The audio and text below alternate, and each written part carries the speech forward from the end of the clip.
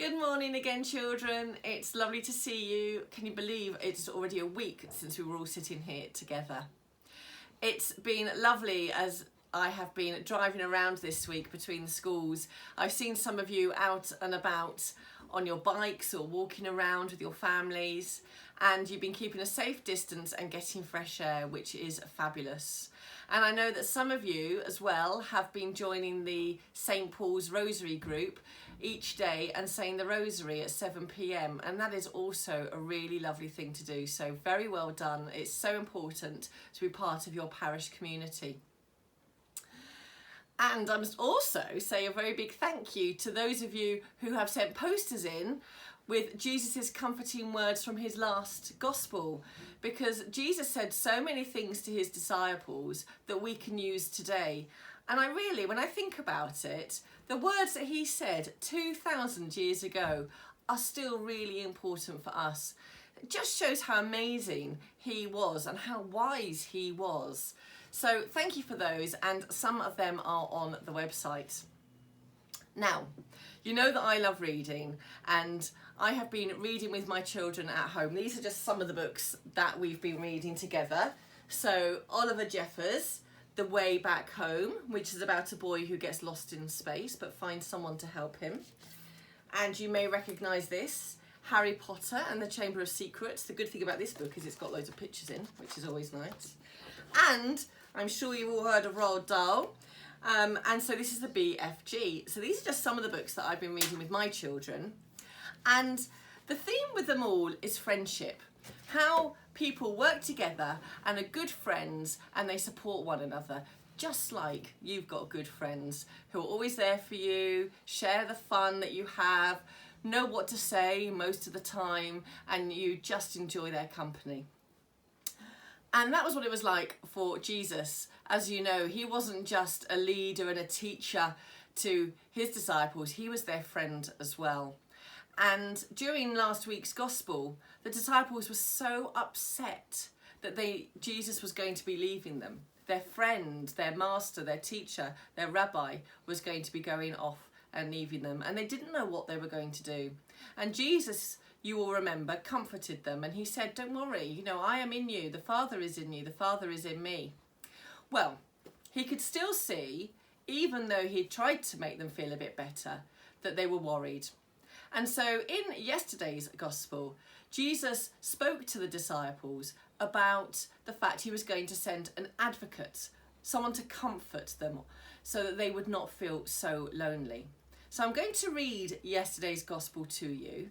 And while I'm doing that, have a think, who does Jesus mean? Who is this advocate, this comforter that he was going to send down to be with the disciples? So, this is a reading from the Holy Gospel according to John. Jesus said to his disciples, "If you love me, you will keep my commandments. I shall ask the Father, and he will give you another advocate to be with you forever, that Spirit of truth, whom the world can never receive, since it neither sees him nor knows him. But you know him, because he is in you and you are in him. I will not leave you orphans. I will come back to you. In a short time, the world will no longer see me, but you will see me, because I live and you will live. And on that day, you will understand that I am in my Father, and you in me, and I in you. Anyone who receives my commandments and keeps them will be the one who loves me. And anyone who loves me will be loved by my Father, and I shall love him and show myself to him." The Gospel of the Lord. So this is all still happening on the same night of the Last Supper, and Jesus is still trying to make his disciples feel better about leaving. So have a think. How do you think the disciples felt when Jesus said that he was going to be leaving them? We talked about this last week, didn't we? We said that they're probably feeling sad and worried and scared. Who was going to look after them? Who was going to support them?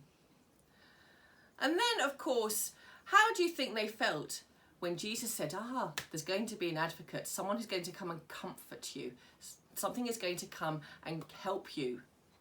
Well, they probably thought, what a relief. Thank goodness, Jesus has got it all under control. He never lets us down. I'm sure that's what they felt in their own way.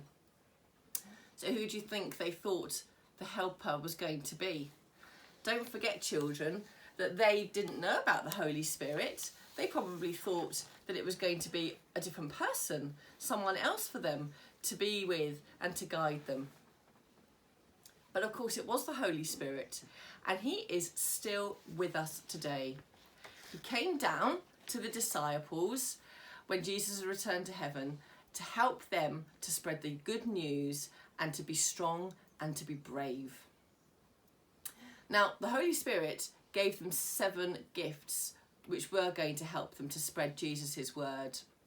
And in a few weeks' time, when we celebrate the Feast of Pentecost, we're going to be talking more about those 7 gifts. But before then, I'm going to set you a challenge, children. I would like you to find out what those 7 gifts were. And if you find a word you're not sure what it means, then look it up in the dictionary and see what that gift really is. And then I would love for you to email the school with your list of the 7 gifts, and we will put the names of any children who email us with the list of the gifts up on our school website. And then there's another challenge for you. Can you find out for me which sacrament people receive the gifts of the Holy Spirit in? Because we do, he's with us, the Holy Spirit's with us all the time, but there is a special sacrament in the Catholic Church where the gifts of the Holy Spirit come down to the people receiving that sacrament. Now, isn't it wonderful to know that you, me, your parents, your brothers and your sisters, everybody has got the Holy Spirit with them all the time, helping them. And I'm going to tell you a little bit of a secret, because when I know that I've got something tricky to do, I actually ask the Holy Spirit to be with me. Whether it is a difficult conversation or some work that I've got to struggle with a little bit, I always say, Holy Spirit, be with me. And do you know, he never lets me down. It's never as bad as I think it's going to be. So maybe you can try that yourselves. But before we end our assembly today, children, I just want you to join your hands. And we're going to start our prayer with the sign of the cross. In the name of the Father, the Son, and the Holy Spirit. Amen. And have a think about the Holy Spirit and what you can do to help people. And we'll say this prayer together. Dear Lord, we thank you for always being there with us. We thank you for sharing our happy times and carrying us through with your strength the more challenging times. We ask you to help us to hear your comforting words and to use them to help us to feel calm and to bring comfort to others, especially at this time. Amen. And let's say the glory be together. Glory be to the Father, and to the Son, and to the Holy Spirit, as it was in the beginning, is now, and ever shall be, world without end. Amen. In the name of the Father, and of the Son, and of the Holy Spirit. Amen. So children, next week is half term, but all the days and all the weeks seem to be blurring in to one. So we will still have an assembly next week. But until then, stay safe, look after yourselves, have fun, work hard when you need to, and remember, be good for mum and dad. Take care, everybody. See you soon.